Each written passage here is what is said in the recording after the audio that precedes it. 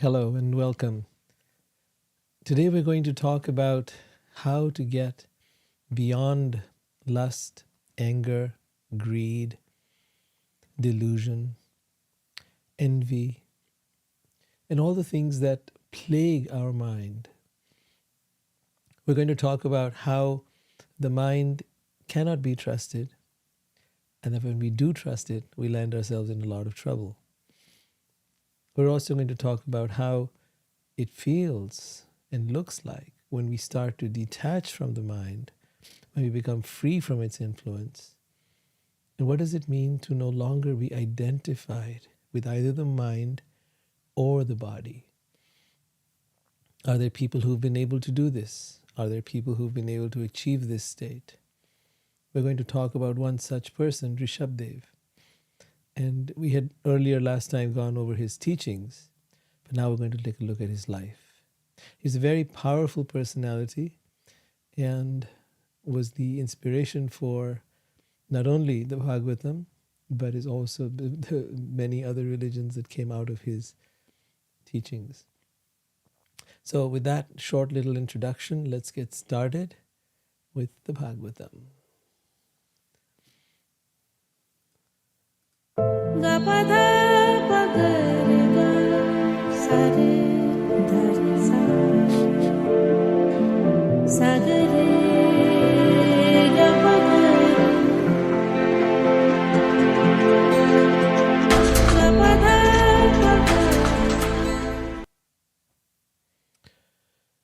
So today we're going to read from the 5th canto of the Srimad Bhagavatam, chapter number 5. We were reading from it earlier, and today we're going to continue. Last time we talked about the teachings of Rishabdev to his sons, and today we're going to look into his life.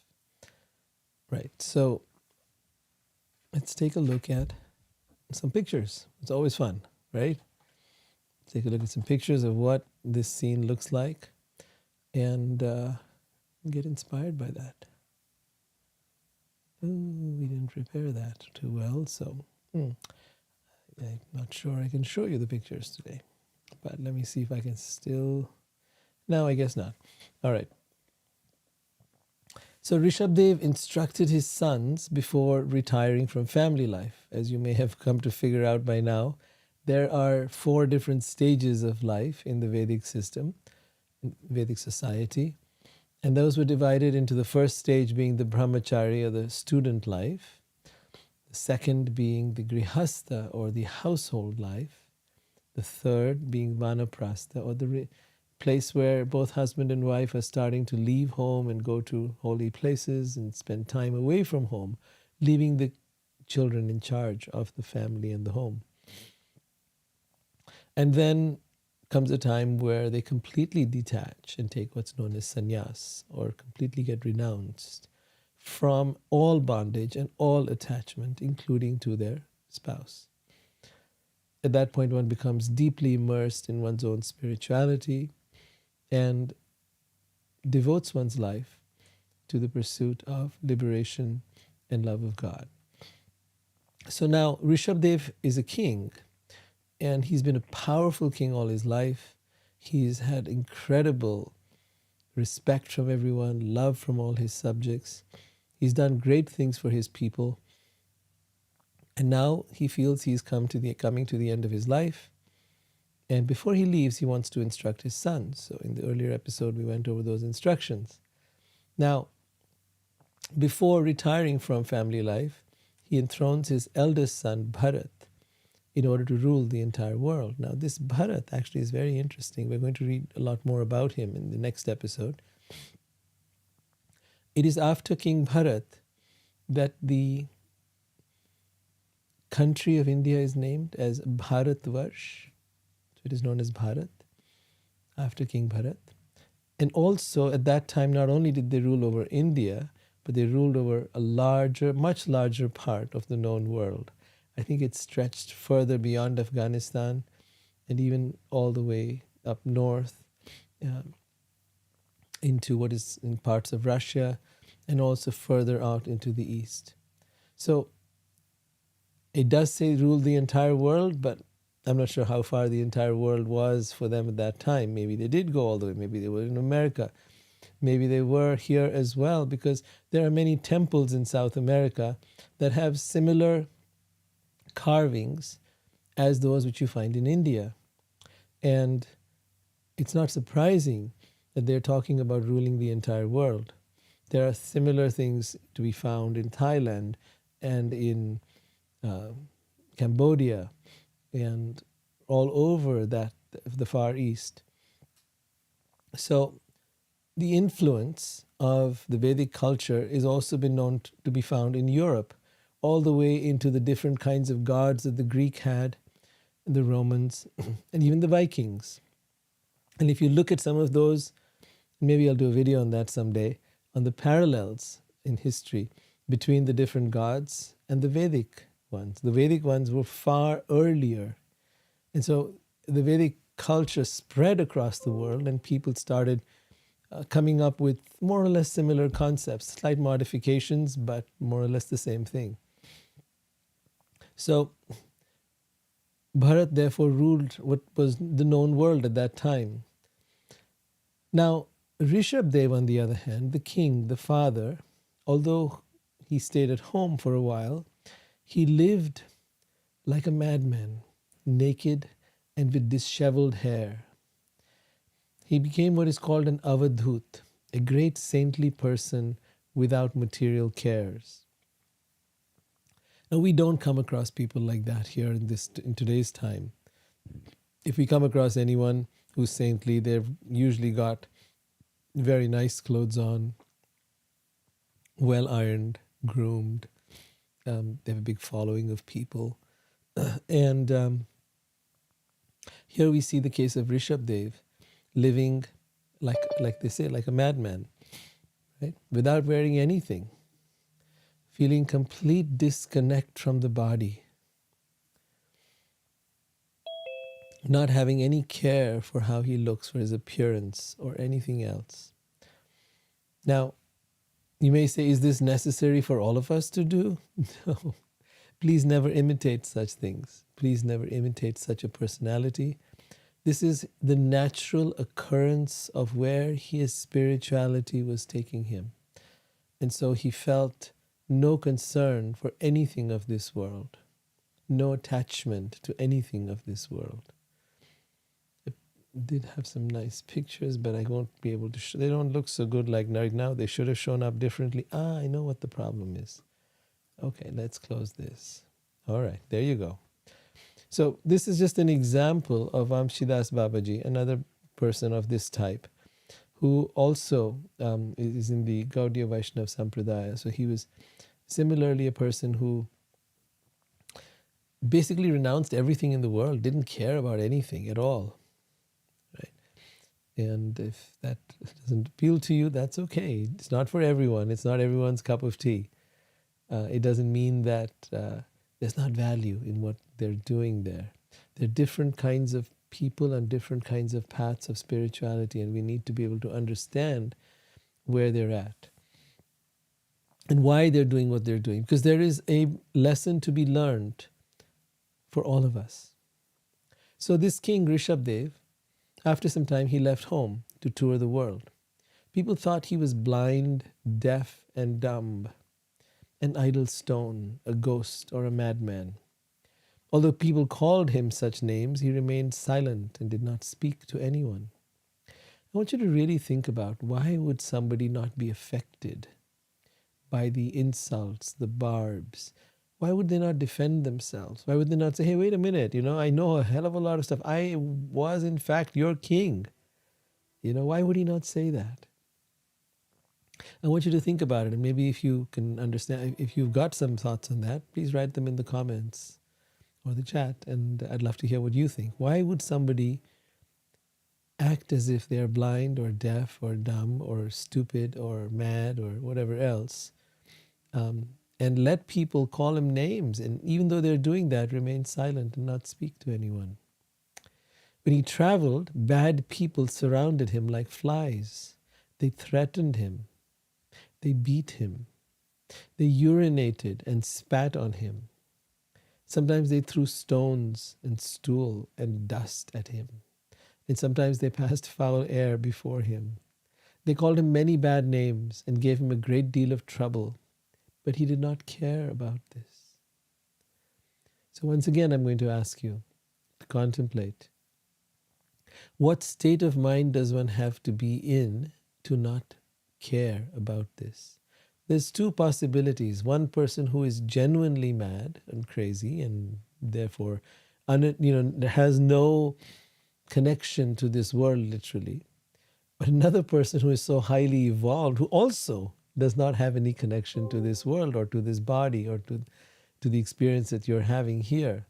For us, for most of us, if we had someone call us bad names, if we had someone beat us or threaten us or, urinate and spit on us, we'd be very offended, we'd be very hurt, wouldn't we? And then, despite being called bad names, not giving a damn, not caring. So I want you to contemplate, in your own life, what would it take to be free of this attachment to the body, attachment to the ego? There's a big part of this that's being played up, that's being talked about here. This attachment to the ego is at the heart of his state of mind and our state of mind. Where we are at and where he's at, the difference is down to one word: ego. Our ego, our sense of self, is identified with this body. Our sense of self is identified with the way we look, with the way people see us, what people think about us. We are identified with everything to do with the physical form. And so when anyone says anything bad about us, it hurts us deeply.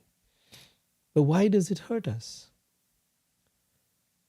Did they actually hurt us, or did they say something?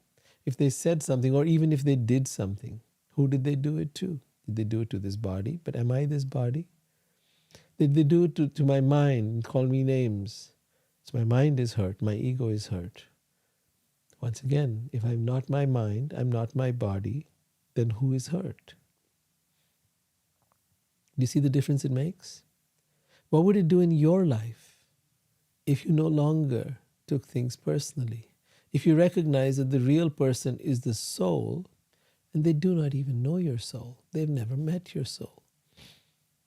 You know how people talk about meeting their soulmate? But they've never even met their own soul. How are they going to meet their soulmate?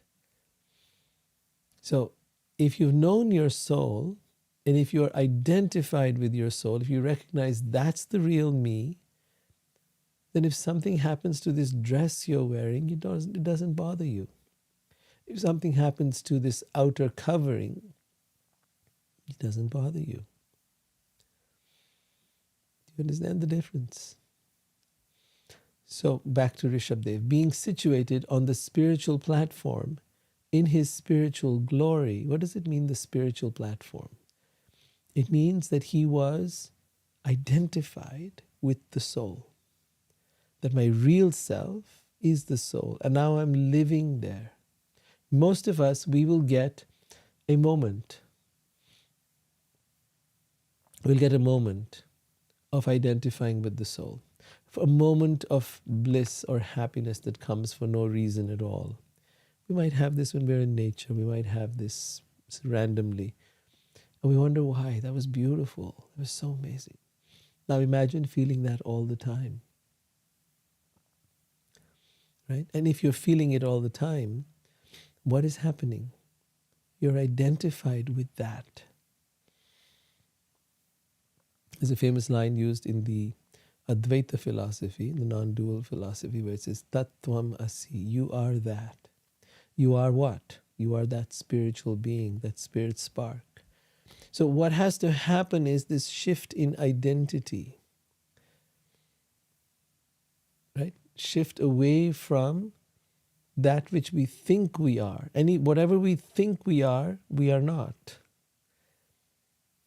And that which we cannot see, that which we do not know, is actually the real self. But it can only be experienced through practices, through clearing the heart, the mind, through cleansing it. Then we can see and experience our real self. So this is an experiment like no other.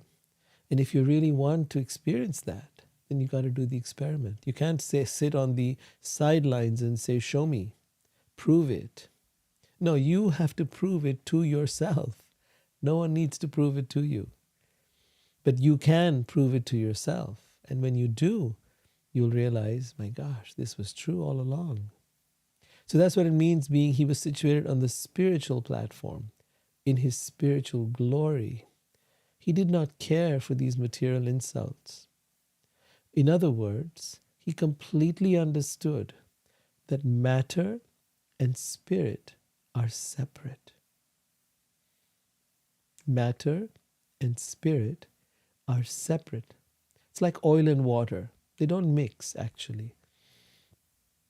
There's no part of your soul that is material. There is no part of your physical body that is spiritual. Though I can always refute that also and say, yes, actually it's all made of energy, and that energy is spiritual. At a deeper level, actually there's nothing that is material, in fact. Everything is spiritual. But in terms of our consciousness, we don't see it that way. In terms of our consciousness, we experience the world as matter and spirit. Only a very highly advanced being is able to perceive even the world as spiritual.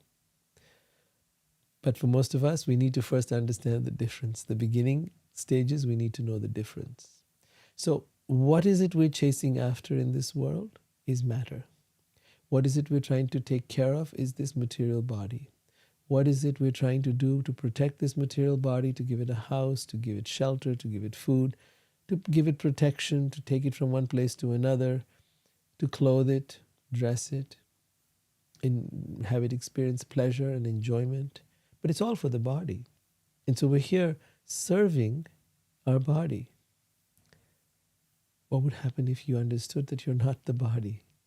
What would happen if you truly got it and began to live deeply identified with your spiritual self every moment, every day? It might be very hard to function in your job. It might be very hard to be motivated to go about your daily duties. So I think for most of us, we may not be at the stage of Rishabdev, but we can walk with this awareness like two legs. One leg knows who you are, the truth of who you are, the spiritual self, and the other knows I'm here to be in this world and I've got certain duties and things to do. And with both these legs, we can walk in the world.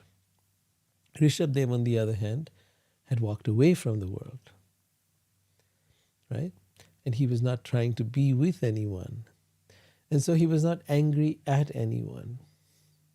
Why are we angry at people? Because we expect them to behave a certain way, to be kind, to be polite, to treat us well. And we will treat them well. And when they don't, we're upset with them. We're hurt and angry. We're sad and frustrated. But that's only because we are in the bodily conception of life. We believe they're doing something to us, but they don't even know us. They don't know the spiritual self. And so when the day comes where you can see that clearly, their actions will be like the saying goes, water off a duck's back. It will have no impact on us. I'm not saying it's easy. I'm not saying it will happen just by thinking about it. It will happen by elevating your consciousness over a period of time. Engaging in spiritual practices on a regular basis so that this identity shift happens. Be very aware, we cannot imitate these kind of people. We can be inspired by them. We can learn from them and try to walk in their footsteps. And that's the whole point of sharing this here and being able to bring out their life and their personalities from the Bhagavatam. Now it goes on to describe Rishabdev. Rishabdev's hands, feet, and chest were very long. His shoulders, face, and limbs were all very delicate and symmetrically proportioned. His mouth was beautifully decorated with a natural smile, And he appeared all the more lovely with his reddish eyes spread wide like the petals of a newly grown lotus flower covered with dew in the early morning.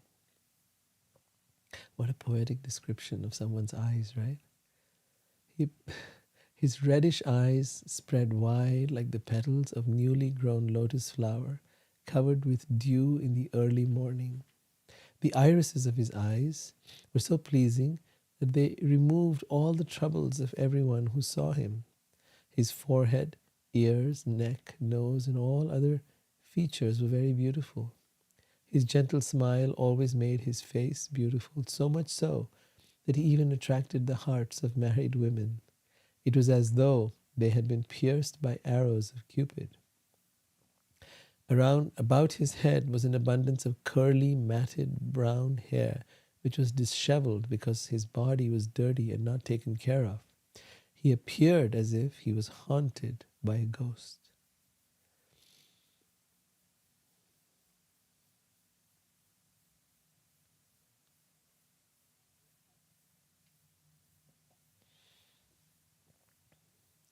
So, Rishabdev is now traveling around the world. He's going all over the place, walking. Such people are known as avadhut, which means that they are completely detached from the world, 100%.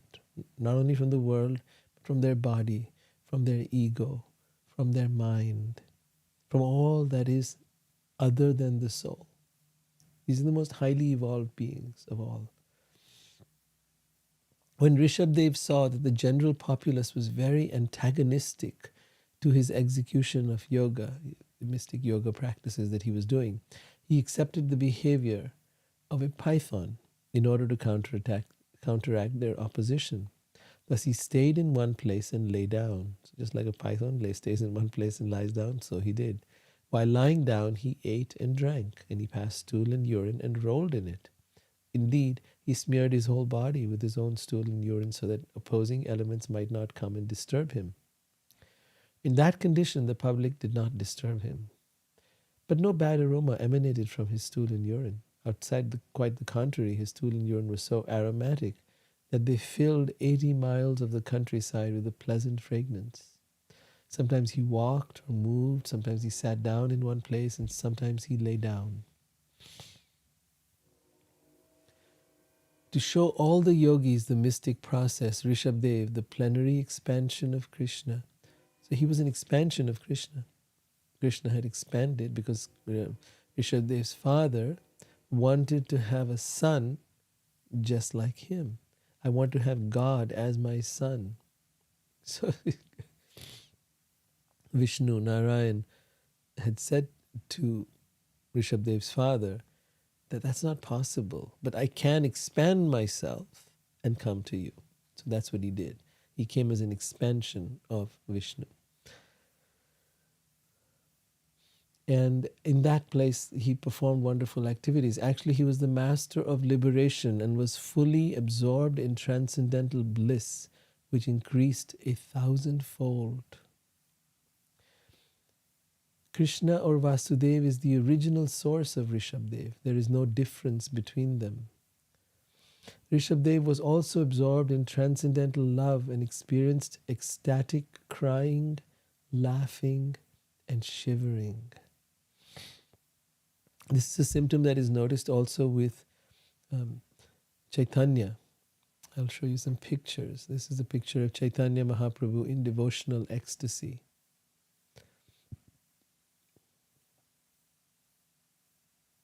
In ecstatic rapture.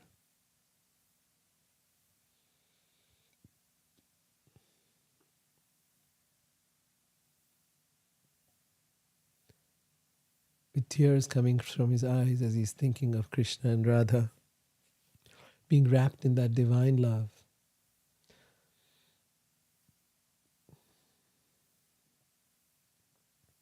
So in the same way, we see that Rishabdev was experiencing these kind of ecstatic symptoms. And he was absorbed in transcendental love of God and experienced ecstatic crying, laughing, and shivering. The same way as Chaitanya, we see with Rishabdev here. He had all mystic powers. So all the mystical powers that the yogis get, he had that.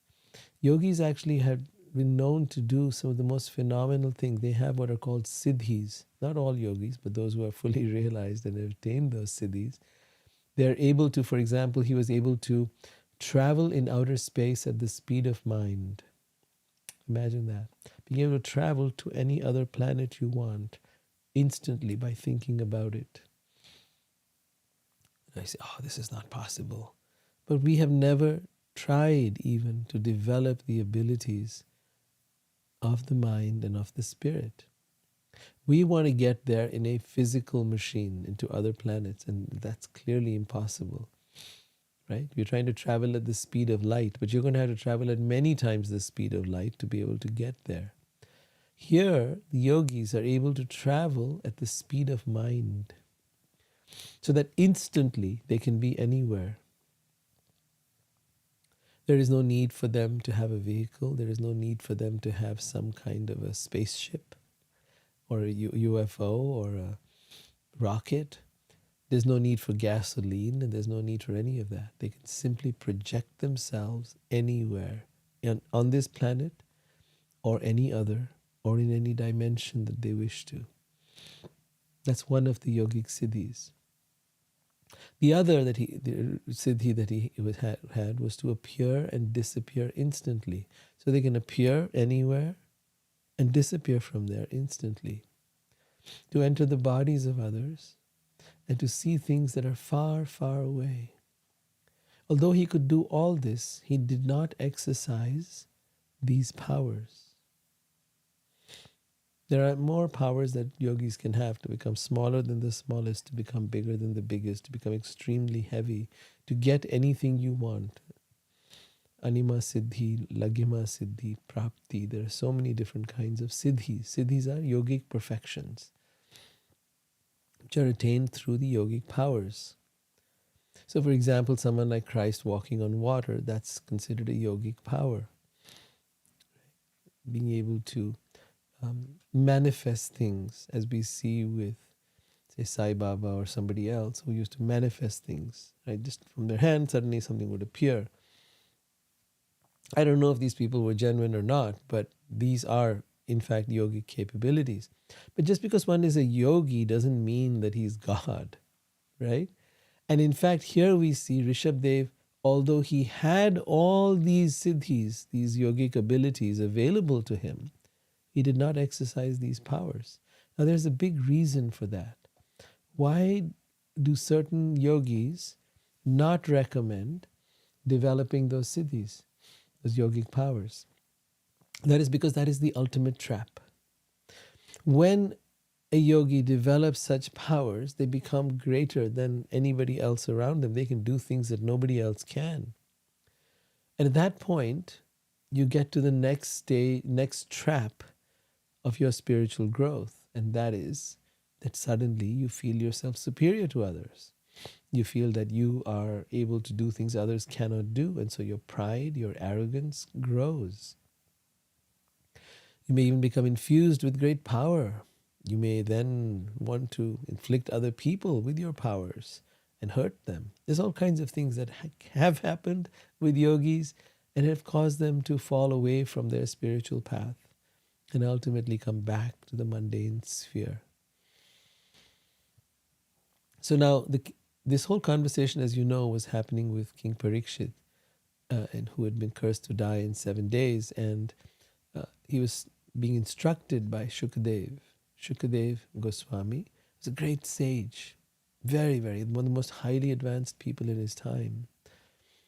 And so the king is asking Shukadev, for those who are completely pure in heart, knowledge is attained by the practice of bhakti or devotional yoga, bhakti yoga.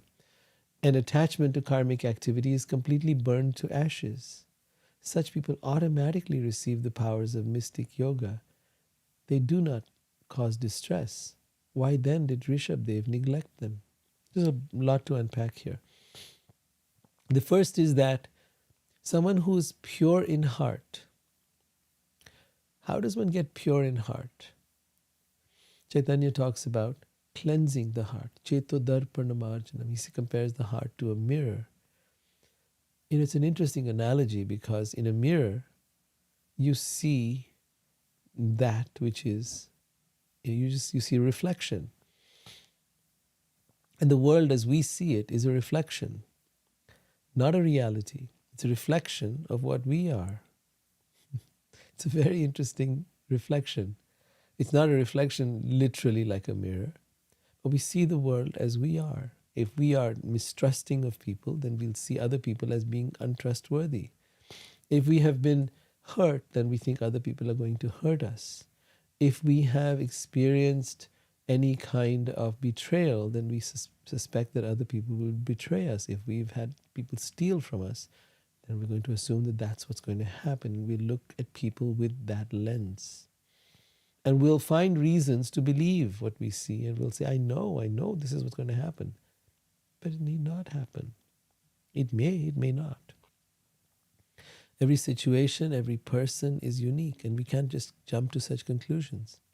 So cleansing the heart is a very important piece. Cleansing the heart means removing all these wounds, removing all these bad things that may have happened to us, releasing them.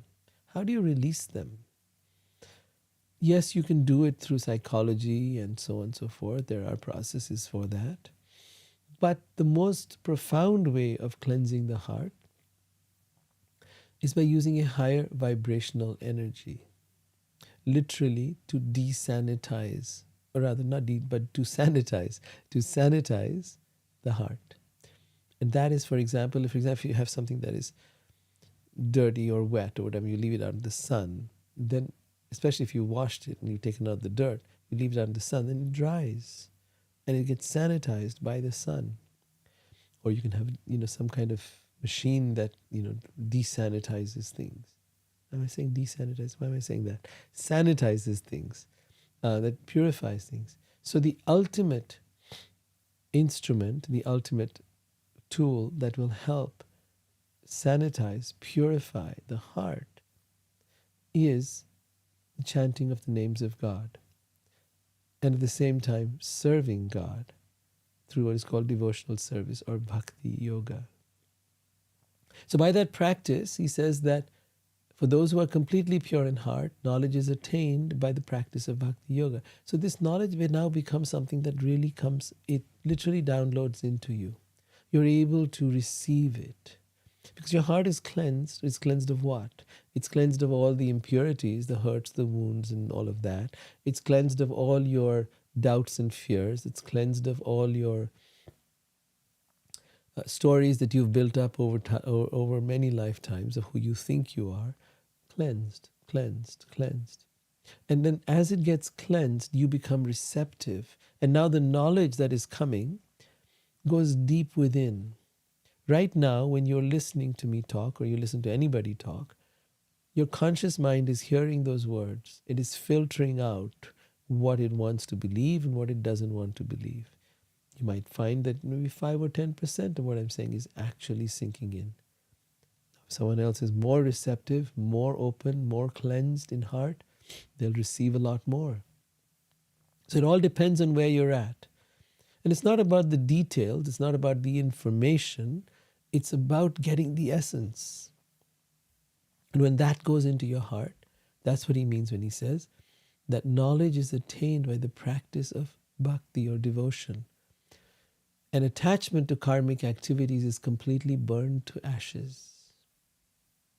See, when you've understood that you're not this mind and body, when you start acting from that place, when you start doing everything you do as a service to the divine, to God, when you start there, you're there to serve the divine, to serve all beings, then there is no more karma.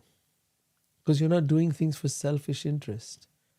You're not doing things because of what is in it for you. Right? So attachment to karmic activity is completely burned to ashes. Such people automatically receive the powers of mystic yoga. So actually all kinds of mystical abilities come into such a purified person. And they do not cause distress, he says. So why then did Rishabdev neglect them? Now the great sage Sukadev actually has an amazing reply here. He says, after capturing animals, a cunning hunter does not put faith in them, for they might run away. Similarly, those who are advanced in spiritual life do not put faith in the mind. Indeed, they always remain vigilant and watch the mind's action. This is very important instruction. We have to always remain vigilant and watch where the mind is going. I strongly encourage people, challenge your mind. Watch it. Do not let it wander here and there. Put a leash on it. Literally, command it to go where you want it to go and nowhere else. Otherwise, the mind will just take over. So that's what he's saying here. If we place full confidence in the mind, it may cheat us at any moment. Now, it doesn't mean that there aren't things that the mind knows and needs to know. And, there's practical stuff, of course, how to do with your taxes, how to go from point A to point B, how to operate some machinery. Sure, all that your mind is needed for. But we're talking about the more subtle things of life, things that have to do with relationship, things that have to do with other people. What does this person think of me? Does this person like me or not? Things that have to do with God, things that have to do with spirituality, things that have to do with emotion. All of those are what we're talking about, not the practical stuff. That's okay. That's what the mind is meant for. It's meant to deal with that, and that's fine. Use it for that. Just like a computer is meant for certain tasks, so also is the mind. Shukadev then gives another example. He says an unchaste person is very easily carried away by paramours. Says an unchaste person, someone who doesn't have a sense of fidelity, doesn't have a sense of loyalty, is easily carried away by other lovers. And sometimes those paramours may kill the person's spouse. It can all backfire on them. It has happened many a time. You're married to someone, you fall in love with somebody else, right? And that person you fall in love with now wants to have you all to themselves, and then goes out and maybe tries to kill your partner, spouse, husband, whatever, wife might be. So he gives this analogy and he says, the yogi gives his mind a chance and does not restrain it. His mind will allow enemies like lust, anger, and greed to enter and kill the yogi. So if we do not restrain our mind, our mind tells us so many things. Let's sleep a little bit more. I just want to have that one piece of cheesecake. Oh, maybe I could just look at this person who's so sexy and hot. Or whatever else. I want to go here, I want to go there, I want to buy this, I want to buy that. All of that is coming from the unrestrained mind. Because we indulge it. We let it take us wherever it wants to take us. But I invite you to start questioning your mind. Watching it, questioning it, challenging it. And then see what happens. You'll find that if you do this consistently, your mind's going to calm down. And it's not going to have the same power over you because it knows you're watching. It knows you're not believing. It knows you're not falling for its stuff. It knows that somebody is in charge. And who's that somebody? That somebody needs to be your soul. That needs to be your higher self, that which you are, that which is eternal in you. Shukadev continues. He says, the mind is the root cause of lust, anger, pride, greed, lamentation, illusion, and fear. So many things he's talking about here. Combined, all of these together give us the bondage of karmic activity. What learned person would put faith in the mind? So what are these things? Lust, anger, pride, greed, lamentation, illusion, and fear. Let's go to the Bhagavad Gita to take a look at what it says about that. So it says, Kama esha, krodha esha, rajo guna samudbhava. It talks about lust, anger, and greed are the causes of the conditioned soul's bondage in this world.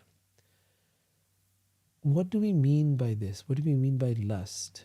So it explains that in chapter 2, text number 62. While contemplating the objects of the senses, a person develops attachment from them, and from such attachment, lust develops. So the word for that in Sanskrit is kama. So let's watch how it happens. By contemplating the objects of the senses. So that object of the sense could be a person who you are attracted to. That object of the senses could be a thing that you want to buy. It could be something you've seen, like a certain kind of car, or a certain kind of house, or a certain kind of, I don't know, you see a certain dog, you see something on Amazon, you see something on some mall, and then you keep thinking about it. By contemplating the objects of the senses, right? You may think about a certain place where you ate a certain food, now you have a memory of that, and you remember that, and you contemplate, I wish I could go there. And if it's possible, then you do. So now you have developed an attachment. I want to have this. I want to have this. So while contemplating the objects of the senses, a person develops attachment for them, and from such attachment, lust develops. The desire to have it. First you see it, you contemplate it, you then want it, and then that desire now moves to action. Now, it goes on to say that from lust, anger, or krodha is the word in Sanskrit. From lust, anger arises. Why does anger arise? Because if you don't get what you want, then you feel upset, you feel frustrated, you feel angry. You'll see this a lot when someone is attracted to somebody, but they're not interested in them. They get upset. Some people get very upset. They've been rejected, they've been betrayed, they've been let down. Anger. When things don't go your way, when what you want doesn't happen, there's anger. It could be frustration, it could be irritation. But when things don't go your way, but your way is your desire, what you want, the way you desire. When things don't happen the way you desire, the way you think they should, then there will be krodha or anger. So from lust, anger arises. From anger, what happens now when we are angry? We go into a state of delusion. We say things, we do things that we would not normally do. We're upset, and in our upset, we act in crazy ways. At times, people in their anger have been known to kill somebody. I remember in the movie Chicago, there were all these women singing they had killed their husbands because their husbands had cheated. And they're singing all together in the prison cell. He deserved it, he deserved it, he deserved it.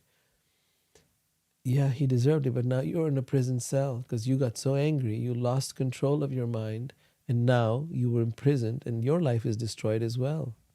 So how did that help you? But they don't see that, right? So from anger, delusion arises, and from delusion, bewilderment of memory. We forget who we are, we forget what is right, what is wrong, we forget how to behave, how to talk, what is decent, what is right. We just forget all that. We say any old thing. When memory is bewildered, intelligence is lost. And when intelligence is lost, one falls down again into the material pool. So now you've said all these things, you've done all these things, and you're entangled.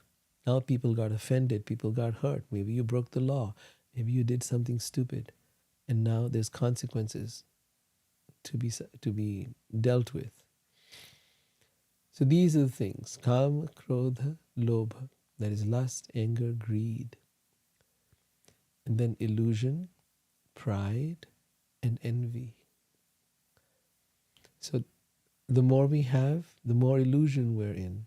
The more powerful we think we are, the more successful we think we are. That's the illusion. And then there's a pride over what we have achieved and what we have. And then there is envy. Always there's envy. When we don't have it, we're envious. And when we have it also, we're envious. We want what the other person has. We want more and more and more and more. We're envious, and that envy shows up as judgment, as criticism, as trying to make others look smaller. There's a deep study on envy you can do. All right. Rishabdev was the head of all kings and emperors within the universe, but assuming the dress and language of a mendicant in Avadhut, a crazy saintly person. He acted as if crazy. Consequently, no one could observe his divine opulence. He adopted this behavior just to teach yogis how to give up the subtle body, mind, intelligence, and ego, such that there is no chance one will accept a material body again. So this is actually a training to go beyond the mind, intelligence, and ego. And that's why he was doing this. Rishabdev, being an expansion of Vishnu, had no material body, but due to Yoga Maya, he considered this body material and thus acted like an ordinary human being. So the principle of Yoga Maya is very interesting, and you'll hear a lot more about it when we come to the pastimes of Krishna, where a divine being will create an illusion of being human, of being material, and will therefore, and that energy that causes that to happen is called Yoga Maya. And so they will be thought of as just being, human, like all of us. Now, what happened next is that while traveling in the south of India, Rishabdev came to a forest near the city of Kutakachal. He placed stones within his mouth and began to wander through the forest naked and with his hair disheveled like a madman. While he wandered about, a wild forest fire began that burned to ashes the forest along with the body of Rishabdev. So he was killed in this forest fire. Now the king of that region heard of the activities of Rishabdev and imitating him introduced a new system of religion. King Arahat, being bewildered by the influence of Kali Yuga, the age of sinful activity, the age that we now live in, gave up the Vedic system or the Vedic principles and concocted a new system of religion that was opposed to the Vedas. That was the beginning of the Jain Dharma. Many other so-called religions followed this atheistic system. Now you'll see this again and again, how there'll be a great saintly person who will come into this world. It could be Christ, it could be Rishabdev, it could be so many others who've come.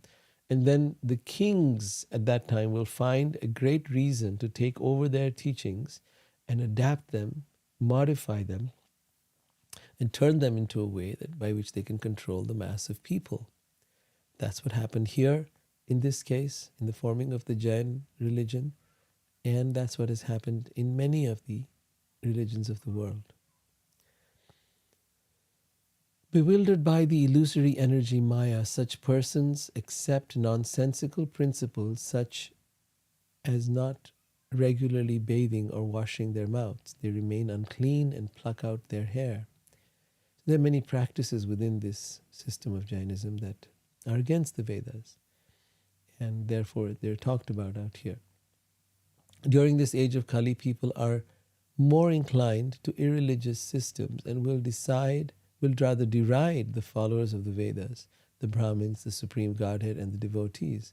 Following their own mental concoctions, they fall down into the darkest regions of existence. So the point it's trying to make here is that there is a standard, there is a certain teaching that is meant to help us. The whole reason of the Vedas is that they are teachings that are meant to help us be in this world and uplift ourselves. They're meant to help us reach the path of liberation and enlightenment. They're meant to help us come to the place where we can love God with all our heart, mind, and soul. And so when people modify that and change that and just do it according to their own whim, then they've got something that doesn't necessarily work. It doesn't necessarily take them to the desired goal. The Supreme Person, the original personality of Godhead, incarnated as Rishabdev to deliver people from the clutches of Maya and karmic activity. His activities are very auspicious for the welfare of humanity. He rejected all kinds of yogic perfection which other yogis hanker to attain. He is the master of all Vedic knowledge. The narration of his pastime is the reservoir of all auspicious things. Whoever attentively hears or speaks of him will certainly attain unalloyed devotional service to the lotus feet of Krishna, who is also known as Vasudeva, the Supreme Godhead. Devotees always bathe themselves in devotional service in order to be relieved from the various tribulations of material existence. By doing this, they enjoy supreme bliss.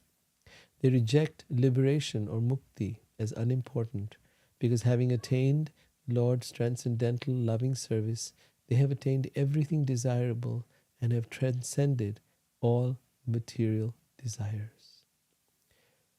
Consider this slight dichotomy. They have attained everything desirable and have transcended all material desires. It's saying something very powerful here. That desire never leaves us. It is natural for us to desire. But we need to know that what we desire cannot be fulfilled in this world. No amount of what we have or do, no matter how much where we go, what we attain, it will not fulfill us. The only thing that will fulfill us is being able to attain that loving relationship with God by serving God. It's not just about, oh, I love you, I love you, I love you, but it's about you do something. In that, you do something. When you love someone, you care for them, you take care of them, you do something. So that's why when you have attained everything that is desirable, then you do not even desire liberation or mukti. See, liberation from suffering is still a selfish desire. Liberation from the cycle of birth and death is still a selfish desire.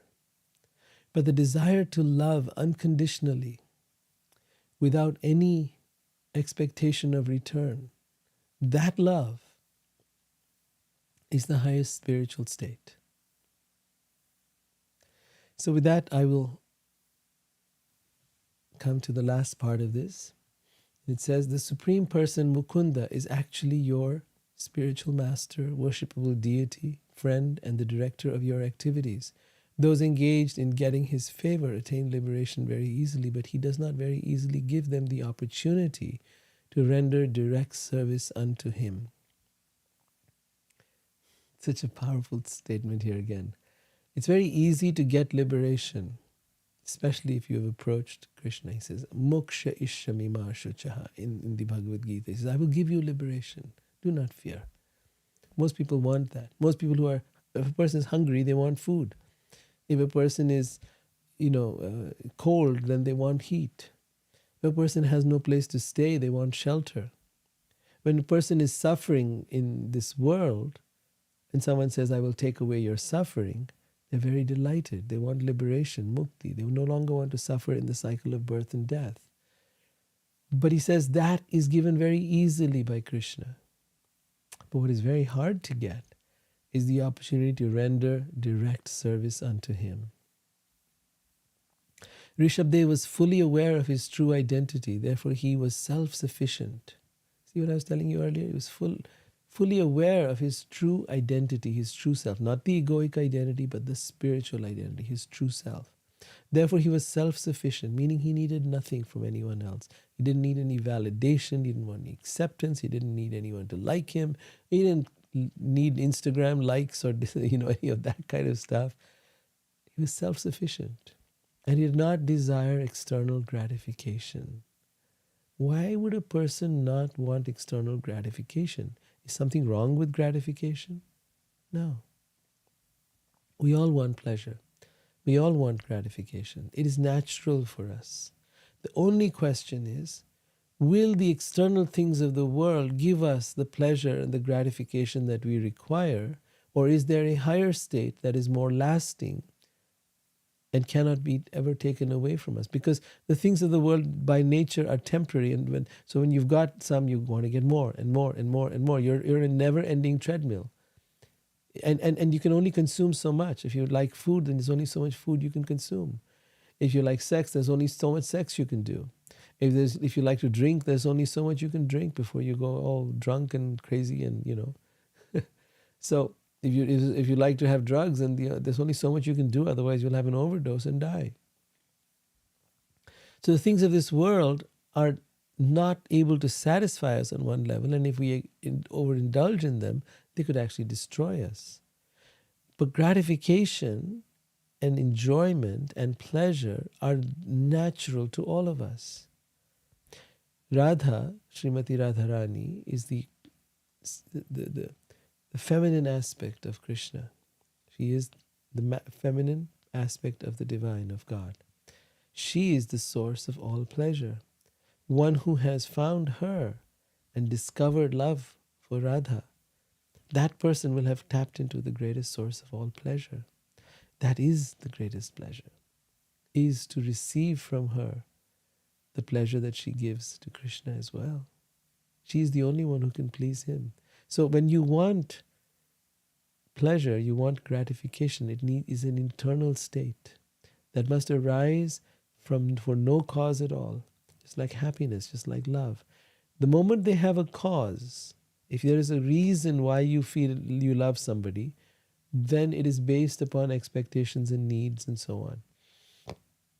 But when you love for no reason at all, then it's a very different state of love. And when you are loved for no reason at all, that is a very different state of love. Similarly, when you are happy for no reason at all. Similarly, when you feel pleasure for no reason at all. Nothing's happening. You're not eating something, not consuming something, not doing something, but you're feeling this deep internal pleasure that is like a river flowing through you. So ecstatic, so deep, so profound. And then suddenly you require nothing external.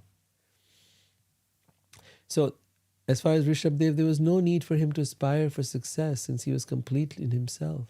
Those who unnecessarily engage in bodily gratification create an atmosphere of materialism and are ignorant to their real self-interest.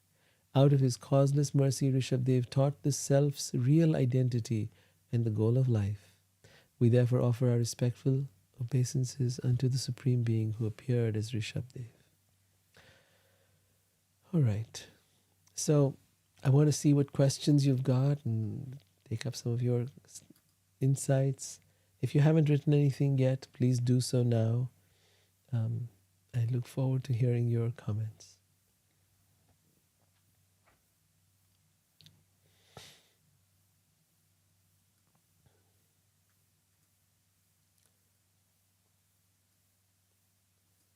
Seely asks, is there an ultimate destiny wherein all souls go through numerous physical embodiments to reach enlightenment, then continue to grow in other spiritual realms? To what end, if there is one? Okay. Is there an ultimate...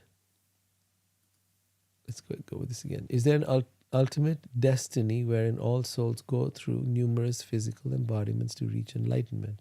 Yes, absolutely. There is an ultimate destiny for all of us. And that destiny is to be able to reconnect with Source, with God, with that which we came from. But that reconnecting requires us to be seeking that. If we don't seek it, it's not going to be imposed on us. God is not interested in forcing us to love Him and her. God is interested in us seeking, wanting, longing, desiring.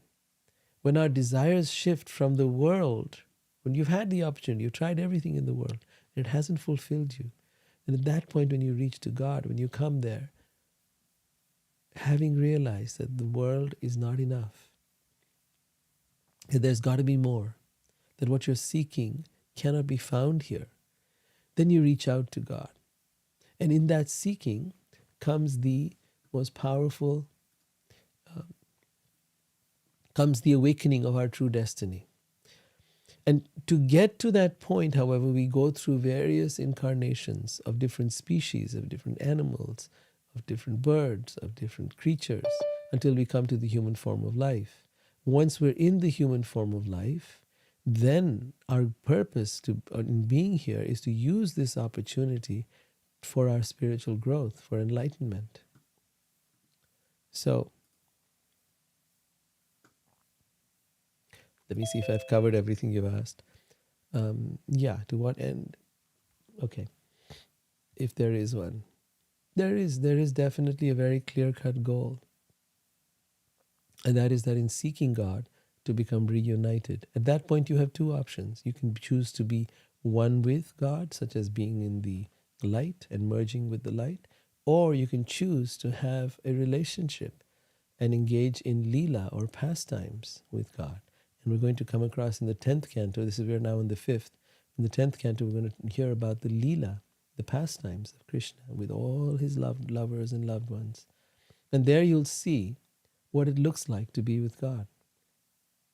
There you'll have a true first-hand experience.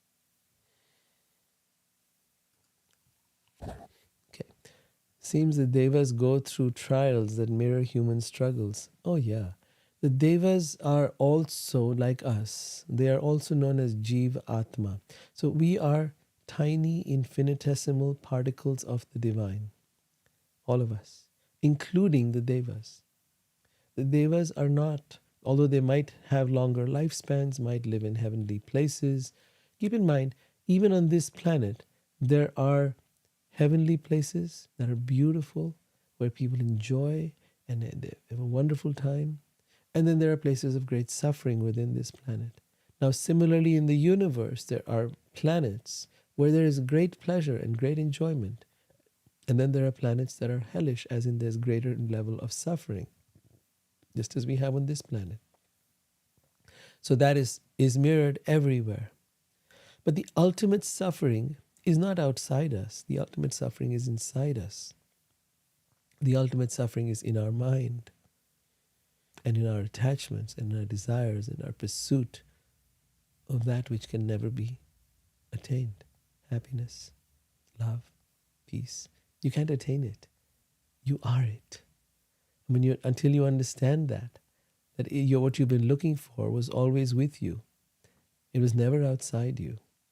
Only then do you begin to actually walk on this path.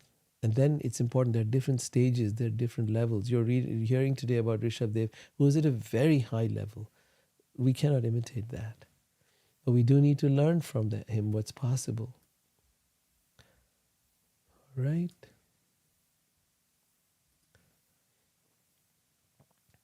You're most welcome, Celia. And is there anyone else who's got any questions? If so, then hold on. But if not, then thank you all for being here. I'm deeply grateful. And I'll see you next week. Hare Krishna.